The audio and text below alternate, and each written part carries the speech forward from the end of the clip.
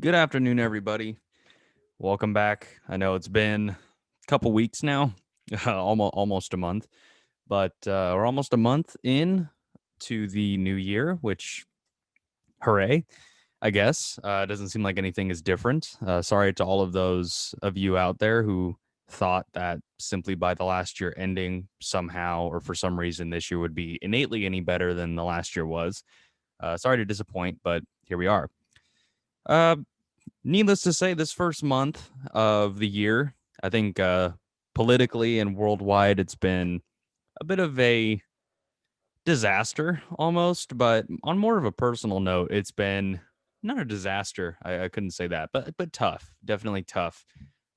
Just a couple weeks ago, actually, this show turned 2 years old, which is pretty cool. Even though I spent a good deal of that first year being relatively inactive, it was pretty tough. I didn't really quite have an idea of what I wanted this to be yet. Although I definitely had some really interesting stuff. And if you haven't checked out the older, I'd say like the first almost two eras of Beyond the Well so far, is like the first 10 episodes and then all the stuff that has been done this last year, these last couple months, really almost 6 months now. It's kind of crazy. But a lot of fun stuff has happened in the last couple months. But this year has been tough. It's like I got a new microphone, nice new setup that I'm working on here, and all of these sudden, it has been difficult as hell to try and find guests. Honestly, it's been really tough, and I've been talking to a couple different people, and things are falling out due to scheduling or whatever. I mean, there's any number of issues that can pop up. So it's been a bit difficult to actually sit down and get this thing going and to deliver some really fun, interesting stuff, which is essentially what this is. I mean, this is, I've spoken on it before that Beyond the Well is an extension of my own search for truth, uncovering spiritual truths or truths about the human condition, what have you, all kinds of different stuff. I'm open to it. And as you guys have seen, the catalog for the show, I think, speaks for that or speaks to that. It's just been a pretty large amount of variety so far. And I've met some phenomenal people doing it, and there will be many more coming. But I guess this time I wanted to sit down and maybe divulge some thoughts that I've had that have been brewing around in the old brain for a little while, and speak on Paul Wagner's new podcast that he started a couple weeks ago, probably about a month ago now, Power Aesthetic. Now, I won't even begin to describe him. I'm pretty sure most of the people listening to this know who that is. And if you haven't checked out Power Aesthetic, I would very much nudge you into that direction. Go check it out. It's a lot of really great and insightful stuff by someone who has lived one hell of a life and somebody that I look up to and somebody that I appreciate as a role model type figure, someone who has essentially turned their life completely around in the last 10 years and made something that really speaks for itself. But one of the things that he's spoken about in the last couple episodes, the most recent one he just released was about depression, compulsive behavior, addiction, and kind of fighting back towards those things, those very destructive things that I think pretty much everybody to some degree can relate to, if not to all of them, then to at least one or two of them. Myself very much included. Compulsive behavior and depression and anxiety issues, which is almost as common as anything else. You know, you throw a rock, you're going to hit someone who either has dealt with it, knows somebody who's dealing with it, or has dealt with it. It's so widespread at this point. And I'm of the younger generation. We're kind of coming up, and one of the credits that I can give my generation is that we're kind of putting where we are putting a lot of focus on ironing out a lot of those issues and actually seeking out help and realizing that's for some people things like medication or even just talk therapy, which I personally have done too. They're very insightful and very helpful. And I like that Power Aesthetic has basically kicked off the year, and what I want to do with this platform too, kicked off the year with another idea that Paul speaks about quite a bit, which is basically he embodies this with most of the work that he does now, just relentless positivity. And I can speak to it as well, you know, being a younger guy, being somebody who is oftentimes overcome with things like that, even though I've people that know me, I'm pretty good at internalizing it. And that's not a good thing to do, but it's something that I've sort of been conditioned, or I conditioned myself over time, just as in a way to adapt to my environment, to sort of keep going and not make it too obvious to not have to speak about it or anything like that. This idea of relentless positivity. Now, tackling all the obstacles in your way, tackling your own concept of self, which is really what a lot of this stuff boils down to. I had a conversation with a good friend of mine recently who I'd love to speak with on here. I think you guys would like and appreciate a lot of his insights on things. Um, one of the things that we spoke about was you have to learn how to talk and speak to yourself. You have to understand how to approach you, and you have to get right with you before you can even dream of getting right with anybody else or really making the most of those real personal connections that you have with other people.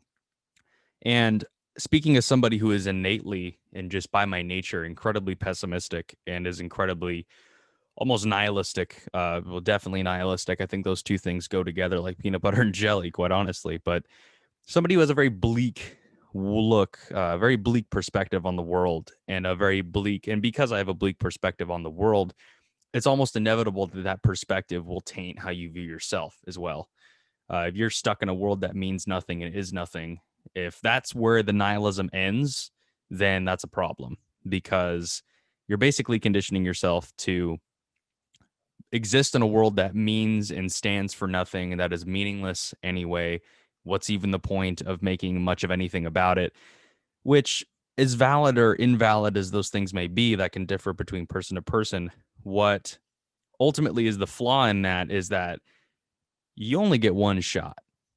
You only get one shot to make the most of the life that you have, whether that be making connections, whether that be being successful with a business or graduating from a school of some kind, or even just going to work, hammering it out day to day, working 40-hour work week, 9 to 5 job, whatever. Different lifestyles apply to different people. The only failure to really be had is if you decide not to fight at all. That's really the only failure there. And failure is something that a lot of people are indeed afraid of. They're afraid of failing, or they're afraid of letting others down. They're afraid of disappointing them or disappointing themselves. And again, this is in line with that same sort of pessimism. And it's just meaningless anyway. What's even the point? Why am I even doing this? Why am I even waking up every day? Why am I going to work every day? And this is something that the solution to that, or not the solution, but something that can kind of temper these very negative thought patterns, is found in just about every spiritual tradition you can think of, you can imagine. It's gratitude, which is something Paul mentions as well. It's gratitude. And being of the young sort, this is something that I can speak of to my own personal experience. I will say this unabashedly. I mean, there are people that I've had on this show that I have brought up multiple times, and conversations that I've had with other people. I read their books if they have any. I listen to their lectures. I tend to admire them as people, and oftentimes, me being again younger guy, I'm talking to people who are older than I am, who have different experiences, who are masters in their craft or have PhDs in this or that, from philosophy to jujitsu, aka a PhD in murder. I saw that YouTube comment a little while ago. I thought that was worth mentioning. But I love to surround myself with people who are so much, I wouldn't say better than I am, but so much more refined in their craft. And they've shown that they have dedicated themselves to something and truly pursued it. And even this can even apply to if you are in a position to where, like, I've working towards the end of my first tenure in college and university, and I changed my major, which this is very common, for a lot of younger people. I changed my major multiple times. I didn't know what I wanted to do. I started out with essentially no direction. I just knew that I needed to do something, and I know that this is a place that I want to be in, generally speaking. I don't know what I want to do. I don't know where my life is going to go. I just need to do something. And I had people around me, those closest to me, the brothers that I have, the close friends and those bonds to really motivate me and push me forward. I recognized that by me allowing myself to be paralyzed by the unknown, by not knowing or not being fully confident in myself, by not having this fire lit up underneath me and knowing what I want out of life and just running out there and seizing it by the throat and choke slamming it to the ground. You don't have to know all those things. But what you can fall back on is essentially gratitude. Look towards the people around you who allowed and who facilitated the growth that you have undergone. Without them, you wouldn't be in the position that you're in the first place. It is dishonorable to the nth degree to allow yourself to perish under the weight of nihilism, under the weight of depression, under the weight of pessimism. It is dishonorable and tragic to allow yourself to be crushed under that weight. Meanwhile, you have people who are supporting you. Meanwhile, people who are cheering for you, supporting you financially, supporting you with friendship, supporting you with memories, whatever it is that they're supporting you with. Rely on them. Look back at them and wonder, ponder, is this situation, is this moment of life, is this time, this period of life, is this really what I'm going to let defeat me? Is this really going to sit there? Is this thing going to tie me down and paralyze me to the point where I can't do anything with myself? I can't get up in the morning. I can't get up and move. I can't pull myself to the bathroom to go have a piss in the morning because of these emotions, because of these feelings. And of course, the actual defeat of these things is far more complex than that. However, it is ultimately up to you. This is, again, speaking from someone with experience with these sorts of things. And I'm personally a bit more of the manic sort. I'm a bit more, I think Paul put it in the most recent episode, ecstatic highs and just soul crushing lows. That's sort of how I tend to be, but I'm almost like vibrating in the middle, like almost in a constant state of panic to some degree. And I haven't fully outlined the reasons for why. It could be environment, chemical imbalances, whatever. There's just a multiplicity of factors that can come into play. However, one of the things that I can credit myself, and of course my closest friends and those who support me have been integral to this, but recognizing that although I may be in this position, although I may be feeling this way, it's not going to stop me from getting up. It's not going to stop me from conquering what it is that I want to conquer. And I'm just getting started. Now, I've done some really cool things at this very bright, young, early age, and new things are on the horizon. If I get the opportunity to see the next horizon, wake up tomorrow and make the most of that day. This is sort of the whole thing. You got to be able to motivate yourself, because ultimately you can show as much compassion, as much empathy, as much just support and love in the world. And all those things are important. But if you are directing this towards somebody who is reciprocating it, or not reciprocating it, but receiving it, but not choosing to do anything with it, then that ultimately becomes a burden on you as well. That ultimately becomes a very damaging relationship. And I've had friends like this. I've had relationships like this. There have been a number of things, like just relationships from all strata. And I've probably been this person to someone in the past, someone who is supporting you, someone who is, giving you the advice that you need if you came to them for advice, and you still allow yourself to be paralyzed with these things. You can do and do and do as much as you want for somebody, but they have to choose to pick themselves up. Just like I've had to choose to pick myself up. You have to be able to, not love necessarily, but you have to be able to be comfortable in your own skin. And you have to be comfortable with the person that stares back at you in the mirror. When you get up to take that piss in the morning, you have to be okay with the person looking back at you. Because if you're not on your own team, not only can you not expect anybody else to be on your own team, but you're already starting out to fail. If you can't support yourself in any sort of way, that's probably the number one thing that you should be focusing your time, your effort, and your energy on, is falling in love as much as you possibly can with the person that you spend the most time with, which is you. And this is spiritual work. This is inward work. There's this word, or not really this word, but this sort of idea, concept called self-care. Now, just the word itself sounds really flowery and frilly or what have you. It doesn't sound very sincere. But the idea is there.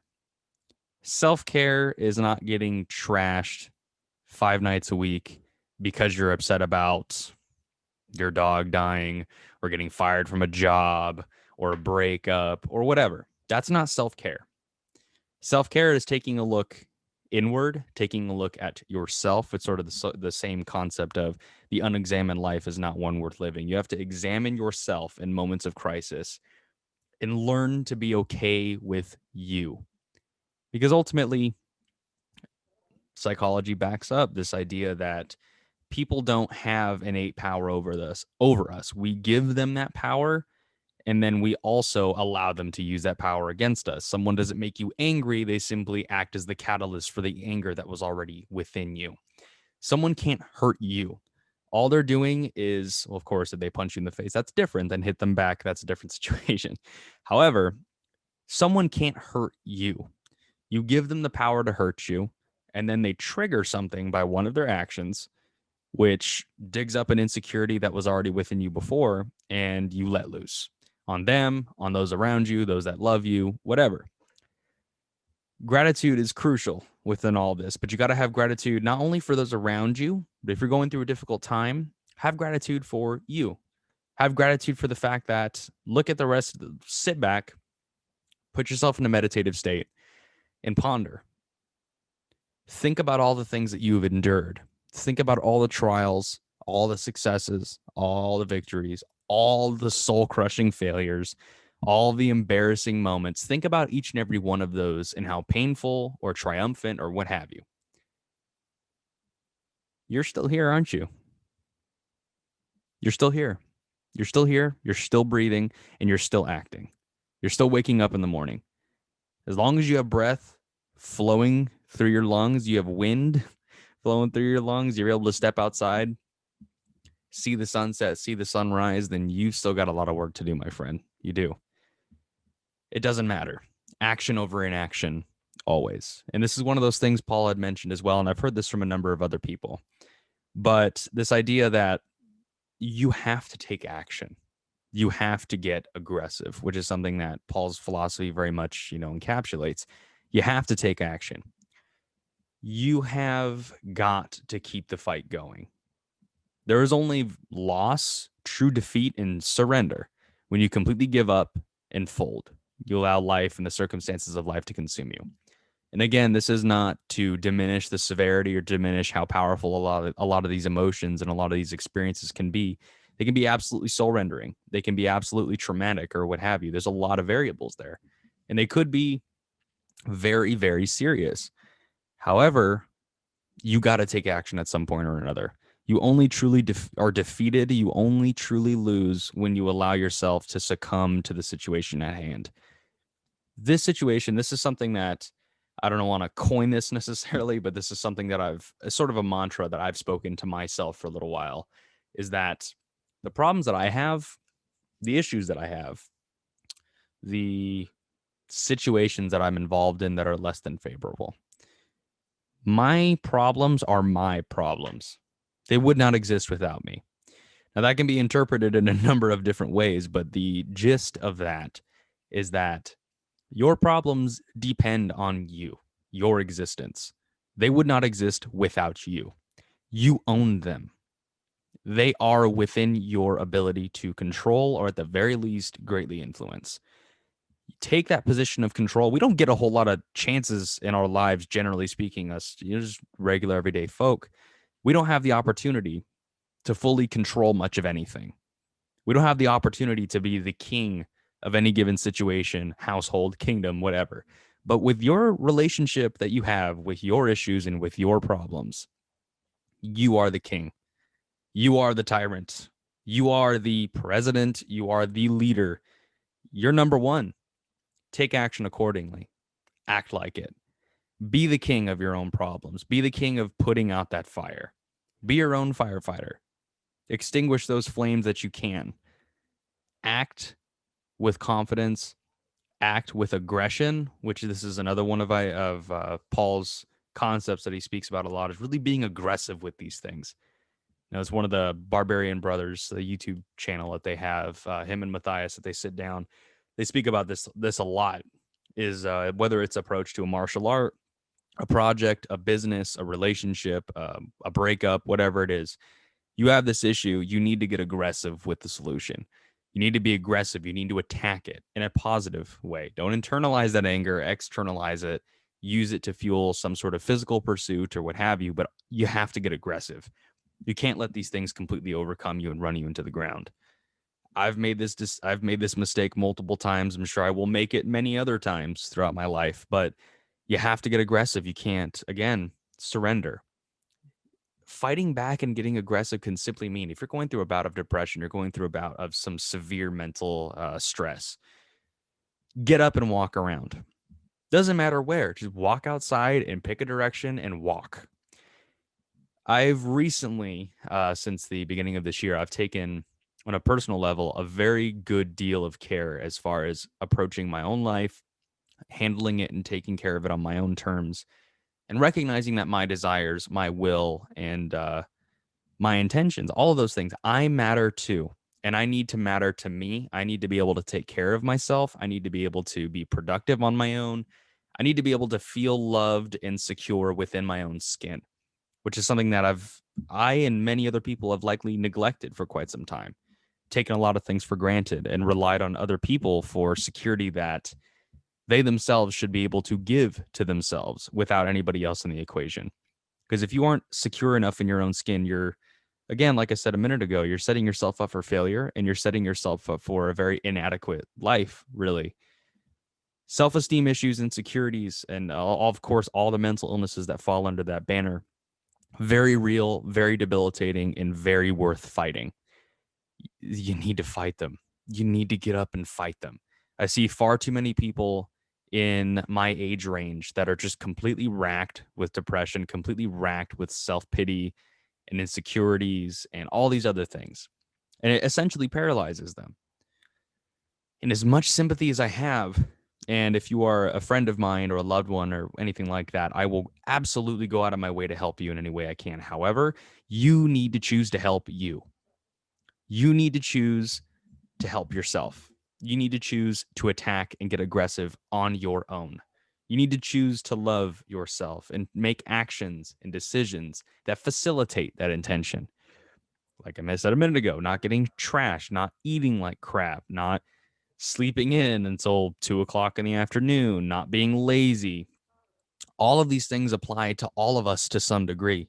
It definitely applies to me. I've gone through my own personal bouts of these sorts of things, and I especially have recently. And you got to get to this point where this is not doing it. This is not it. I'm not willing to sit here and succumb to my own inadequacy like this. I'm not willing to sit here and be a slave to my own negative perceptions of the world around me. Not even the world around me, my own negative perceptions of it, my own negative perceptions of myself. That perception can be shattered. It absolutely can be. Dedicate yourself to working inward, create a spiritual life for yourself, follow a tradition, whatever it is that you need to do. Get up and sprint around the neighborhood. Whatever it is that you need to get yourself up and motivate, whatever you need to motivate you to get up in the morning and to take care of the life that's in front of you, do it. Absolutely do it. The search for knowledge, the search for truth, that's what this is all about. And that search starts with you. That search starts with the person that wakes up in your skin every morning. The person who gets up and ties his shoes and walks out to do whatever the hell he's going to do for the day. This search begins with you, and you need to take care of the temple that you're in. You need to be okay with it. You need to understand it. You need to work it out, exercise it, treat it nicely, treat it well. You need to do these things. You need to facilitate activities that, again, facilitate the goals that you're chasing, the person that you want to be. That's how you get around defeating stuff like this, and that's how it is. That's the reality of the situation. It all comes down to a choice that you make. It all comes down to you and your will and whether or not you're willing to choose that route. I guess I'll round this off a little bit. Don't have a whole lot else to cover this week, but like I had mentioned, there's plenty of stuff in the works. But before I do sign off on this short little speech here, I do, of course, want to again recommend Paul Wagner's podcast, Power Aesthetic. He's one of the most eloquent speakers I've ever heard, and he has the ability to take apart very complex and scary ideas and break them into their key components and present them in a way that is very digestible and very helpful. and he's been a massive influence to me, and I still appreciate and admire his work today. But kind of wanted to give an idea of something that's just an example of how small. I've been speaking for a little while about the fact that you have to learn how to love the person and that you stare back at in the mirror in any way that you can, as much as you possibly can. You need to learn to be okay with and to admire that person. And you also need to, again, understand that your mental health and your situation is essentially up to you, whether it's going out, recognizing that you need treatment, recognizing that you need help from somebody else, that is on you. Getting yourself to get up in the morning and go on that walk, go on that run, lift weights, go to work, just get out of bed. All of these things fall back onto you. So those are the basic things that I took out of this, and just kind of an example of what it is that I've been doing. Uh, I have had a bike sitting up in my garage for about I've had it for about 10 years now. And just an idea of how simple it is to just get yourself up and get yourself doing something. I wouldn't call it a distraction. Would call it action. It's something that I chose to do and something that I thought would be fun. Took that bike down, all old, dusty, dirty, cleaned it up, went and got some tubes for the tires that have been long flat. And I went ahead and got some new brake pads, some new grips, slapped that on there. I'm going to be giving that thing a nice clean, sand it down a little bit, and then give it a brand new paint job. Took that thing out for a spin about an hour ago, and then realized that, you know what, I had a couple things to say. As scrambled as this speech might have been, I understand these issues and these struggles quite a bit. And I've even been dealing with it a little bit of frustration with this platform, just getting people, getting guests, all that on. And I would love to extend gratitude, of course, to everybody listening to this, everybody that's been a part of this so far and who will join up in the future. And I would love to start facilitating some more interaction. Anybody that you would like me to speak with, anybody that you would like to hear from or like on the show, send me over a DM, an email, whatever it is that you do. Suggestions are always welcome. Taking some inspiration from some other creators that I really appreciate who do those sorts of things. I want to be dealing with, speaking with, and discussing things like this with spiritual concepts, philosophical concepts, just life, bare bones stuff, whatever. I want to be talking to people that you want to hear from. So, got any suggestions? I love seeing the interaction, love receiving messages from you guys. It's always a good time. And I will be back in the next coming weeks. We got some really exciting stuff coming. Get yourself up, fight back, get yourself up out of the bed, do something, whatever it is. Get yourself up, do something, spend some time with yourself, learn to appreciate, if not love yourself to the best of your ability, and kill it. I know you can. And again, big shout out to Paul and all the stuff that he's doing. I hope all of you have a fantastic rest of your day.